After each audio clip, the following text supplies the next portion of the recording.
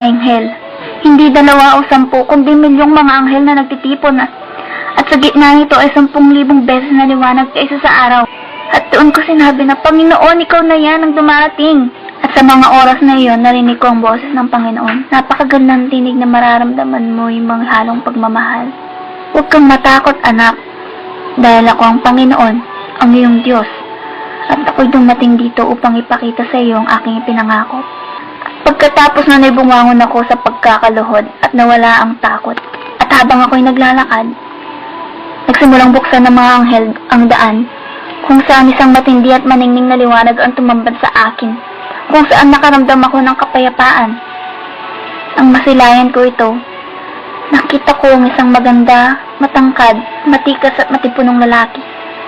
Masyadong maliwanag para masilayan ang kanyang muka, ngunit nakita ko ang kanyang napakagandang buhok na maningning na parang ginto, at napakaputing damit na may gintong pamigkis na sumagi sa kanyang dingdib. At nakalagay, Hari ng mga hari at Panginoon ng mga Panginoon. Tumingin ako sa kanyang mga paa. Suot niya ang makintab na gintong sandalyas.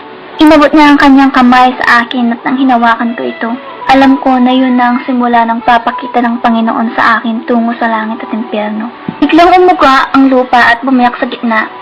May isang madilim na lagusan kung saan kami dumaan pababa, at isang kakilakilabo na kadiliman at malaking bilog ang aking nakita. At maririnig ang milyong-milyong boses na sumisigaw. Nakaramdam ako ng init na pakiramdam ko masusunog ang aking balat. At yun na palang lagusan patungo sa impyerno. Pagdating namin sa dulo ng lagusan, iniabot sa akin ng Panginoon ng isang papel at lapis upang isulat ang mga pangyayaring aking makikita at maririnig. At sinabi ko kay Jesus na, Panginoon, susundin ko ang iyong pag-uutos. Ngunit ngayon pa lang ang dami ko nang nakikita. Mga kaluluwang pinapahirapan at napakalawak na apoy. Nakita ko ang kakilakilabo na itsura ng mga demonyo. Tumatakbo ang mga ito ng mabilis at may hawak na bagay sa kanilang kamay. Tinanong ko ang Panginoon kung bakit sila tumatakbo at ano yung hawak nila. Yun pala ay dahil nagmamadali ng mga ito. Dahil alam nilang malapit nang maubos ang kanilang oras upang sirain ang sangkatauhan at kanyang mga hinirang. At ang bitbit nilang darts ang paraan ng kanilang pagsira sa mga tao, na bawat isang demonyo ay binigyan ng pangalan upang sirain ang tao at dalhin sa lugar na yon. Layunin nilang dalhin ang mga ito sa impyerno. Nakita ko kung paano tumakbo ang mga demonyo papalabas patungo sa ating mundo. At sinabi ni Jesus, tutungo sila sa lupa upang dalhin at itapon ang sangkatauhan sa lugar na ito. At habang sinasabi ito ay humagulgol ng Panginoon sa iyak na parang gusto ko na rin umiyak.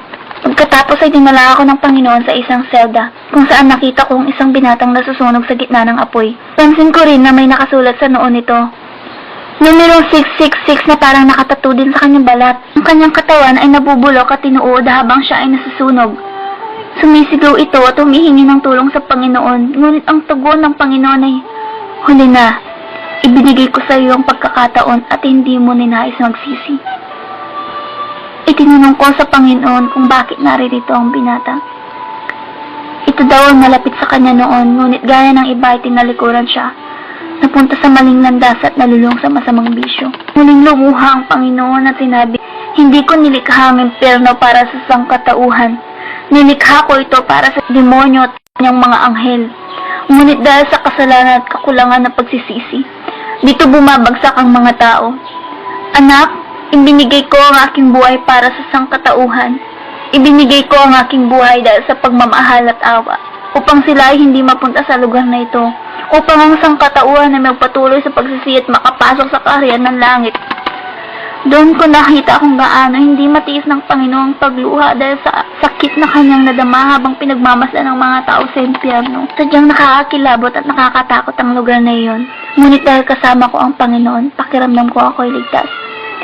Itinanong ko siya kung may kamag-anak ako sa lugar na iyon.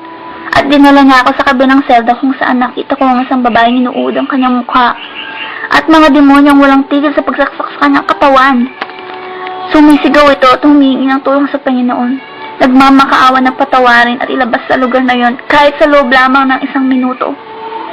Hindi ako makapaniwala na makakakita ako ng isang kamag-anak sa lugar na iyon. Iyon ang aking lola. Dahil sa hindi pagpapatawad, hindi rin siya pinatawad ng Panginoon. Ayon sa Panginoon, May pag-asa kapag magpatawad habang ikaw ay nasa lupa. At ang mga hindi marunong magpatawad ay hindi makakapasok sa kaharian ng langit. Habang kami ay paalis sa lugar na yon, nakita ko na napakaraming kaluluwa na nahihirapan at nasusunog sa impyerno.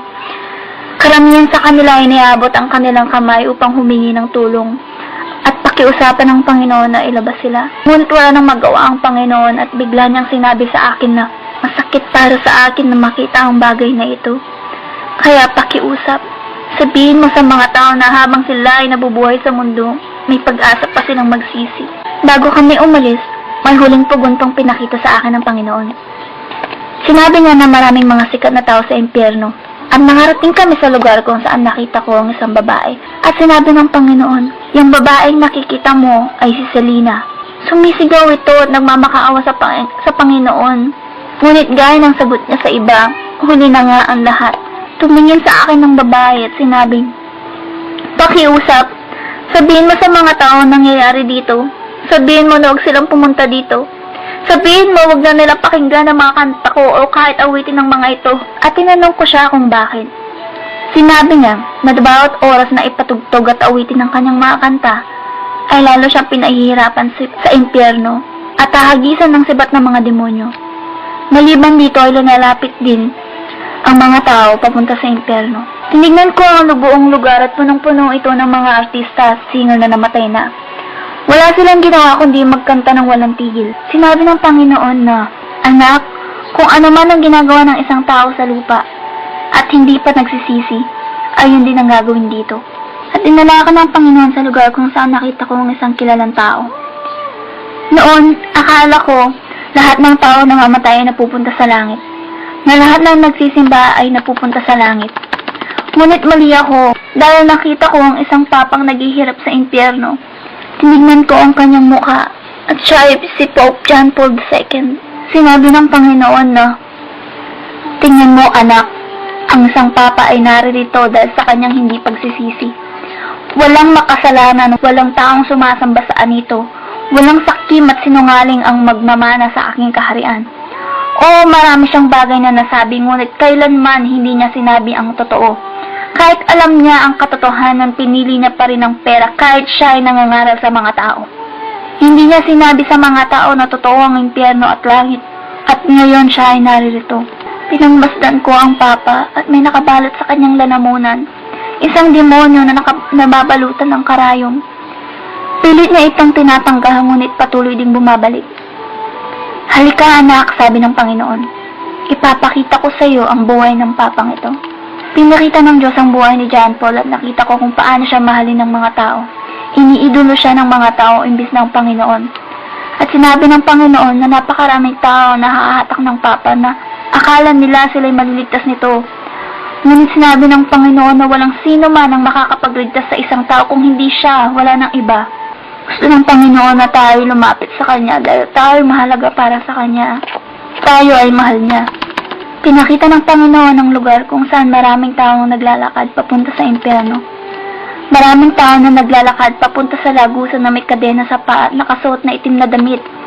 At habang pinagmamasdan ang mga ito, nakita ko ang dalawa kong pinsan na naglalakad papunta sa lugar na yon. At sinabi kong, Panginoon, papunta dito ang aking pamilya. At sinabi ni Jesus, anak, ang mga taong nakikita mo ay mga taong hindi ako kilala. At ang dala-dala nila ay ang kanilang kasalanan. Sabihin mo sa kanila na pumunta sa akin, na patatawaran ko lahat ng kanilang mga kasalanan, na nakabukas ang aking mga palad para hintayin sila. Sabihin mo na sila ay naglalakad papunta sa lugar na ito, na pinili kita bilang isang bantay, na nangangahulugang ikaw ay magsasabi ng katotohanan sa kanila. Sinabi ng Panginoon na maraming tao naglalakad papunta sa lugar na iyon. Mga sikat at mahahalagang tao. Gaya na lamang ng isang tao na pinakita sa akin ng Panginoon. Kilala siya sa buong mundo, ngunit siya ay satanista at hindi ito alam ng marami. Nakipagkasundo siya sa demonyo upang makamit ang kasikatan, ang katanyagan. Ang kanyang galaw kung paano sumayaw, yun ang nakita ko kung paano maglakad ang mga demonyo sa impyerno habang pinahihirapan ng mga tao. Sila ay dumudulas patalikod at hindi paharap. At ganun din ang pagsayaw ni Michael Jackson. Hindi itong naging madali para sa akin na makita siya sa kalagayan na yon. Ang sabi ng Panginoon, na kung sino man ang nakikinig o kinakan